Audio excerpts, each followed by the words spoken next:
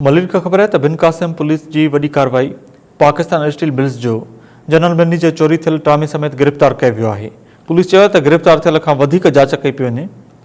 Police कार्रवाई करे जवाबदार सद सादात अली पुट सद अज़मत अली शाह के गिरफ़्तार करे वरतो है। इन वाले सलाह ते मौजूद है नासर जी। नासर तफ़सीली जो बुधाया बिन कासिम पुलिस वही कार्रवाई कई है जैमें पाकिस्तान स्टील मिल जो जनरल मैनेजर उनके चोरी थियल ट्रामे समेत जो है गिरफ़्तार करे वरतो है। पुलिस गिरफ़्तार जवाबदार सैयद सादत अली पाकिस्तान स्टील मिल जो जनरल मैनेजर स्टोर और पब्लिक रिलेशन के उहदन से मुक़रर थियल है। यो पुलिस बुधायो। पुलिस मूजिब जवाबदार पंहिंजे सुजुकी कल्टस AHV 668 में जो है ट्रामे से भरल डिग्गी समेत स्टील मिल में ट्रामू चोरी करे खणी वही रहियो हो तो उनके पुलिस गिरफ़्तार किया।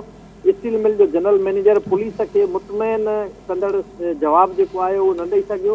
पुलिस स्टील मिल जो जनरल मैनेजर के गिरफ़्तार करे ट्रामे से भरल कार के जो है थाने ते मुंतकिल करे छॾियो। जिन वाक़े की FIR बिन कासिम थाने ते सरकार की मुद्दत में जो है दाख़िल कई वही है। मतलब बुधाया तो बिन कासिम के इलाके में स्टील मिल में चोरी जा वाक़िया जो स्टील मिल की इंतजामिया स्टील मिल जा ऑफिसर सिक्योरिटी बिन कासिम पुलिस की सरपरस्ती में जो है काफ़ी सालन का वठी करे जो है सिलसिलो हलंदड़ है।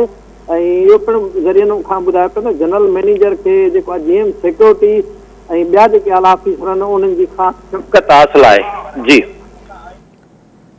बड़ी मेहरबानी अपडेट करण लाइ नासर।